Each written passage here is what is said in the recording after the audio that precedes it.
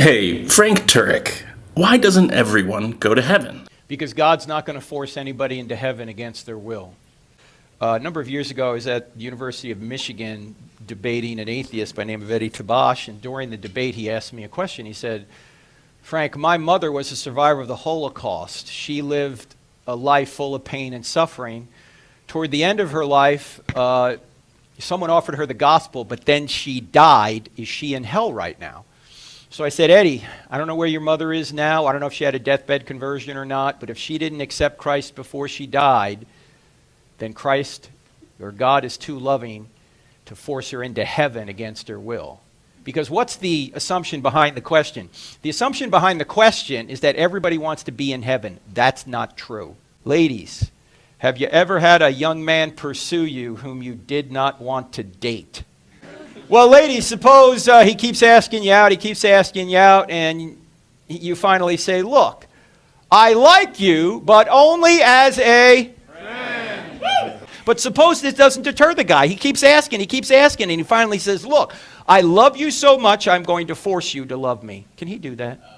You say, well, what could be so bad about being separated from God? Because that's what hell is. But I want you to imagine a place where there is no love, where there is no hope, where there is no future, where there are no relationships, where there's just stone, cold, narcissistic self-absorption. That is hell! You're cut off from the ultimate source of goodness by your own choice. All right, let's recap for a minute.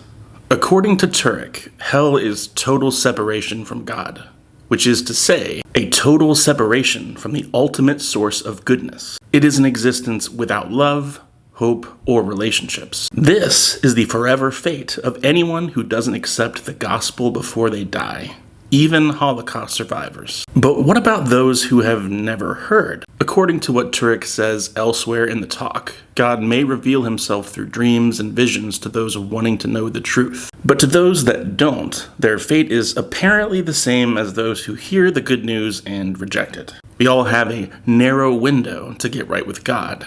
And the reason not everyone goes to heaven is that God is too loving to force us into a relationship with him. But let's slow down for a minute.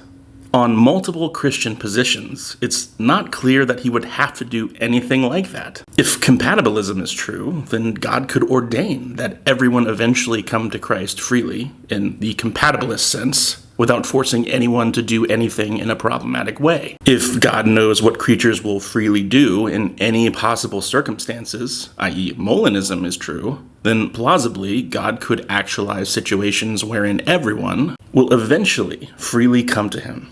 Especially if there is an eternity of future in front of us and we can repent after death. Why not think this is possible? Or maybe God can't know what creatures will freely do. Well, if he wants all to be saved, there would be infinite opportunities into eternity to be reunited with God. Are we really supposed to believe that vast swaths of people in their right mind would continue to reject the good itself forever? Well, they aren't in their right mind, an objector might say. They're blinded by sin, and hell is locked from the inside. David Bentley Hart notes that this picture, quote, depends upon an incoherent model of freedom.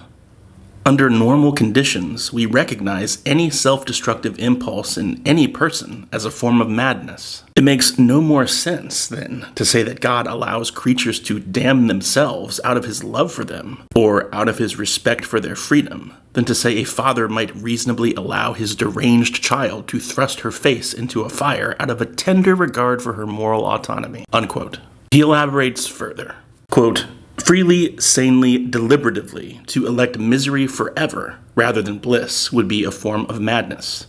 To call that madness freedom in order to soothe our consciences and to continue to reconcile ourselves to a picture of reality that is morally absurd is to talk gibberish, unquote.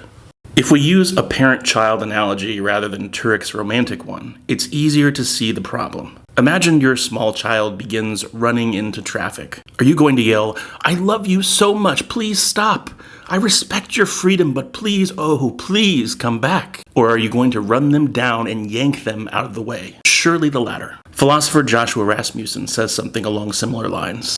I imagine having my children playing And sometimes we'll play these games where we're sneaking around in the dark and I pretend to be a monster and I'm chasing them. And it's great. And it's great that they have freedom to be, to look for me in this place. It creates this kind of variable surprise, which is fun for all of us. Okay. And the kids are screaming and stuff. It's great. But imagine that I see that there's this infinitely deep pit. And I know that anybody who falls down that pit will fall forever, and that they will stay alive forever, and that they will suffer forever. And I'm with my kids now playing at this playground with this infinitely deep pit. And let's say it's up to me whether to give them the opportunity to freely choose to jump down that pit. Now, I can't speak for others, but I can tell you that I would not give them the opportunity to have any chance of risking falling down that pit. I mean, especially when I just think of my children, I can't even just fathom that. I can't see how the value of freedom could possibly be worth that kind of a risk. Mm-hmm. And so it just seems like, to me, when I think about this, it seems like there's got to be some boundaries on how much value freedom is. So I think it's clear that Turek's romantic analogy doesn't even come close to addressing the heart of the problem. Another question to ask here is this: does the evidence for Christianity match the stakes involved if it were true? I think the answer to that is no. We should expect the evidence to be better than it is, especially if there's the threat of an eternal negative consequence for rejecting it. Tap the video on screen now and I'll explain.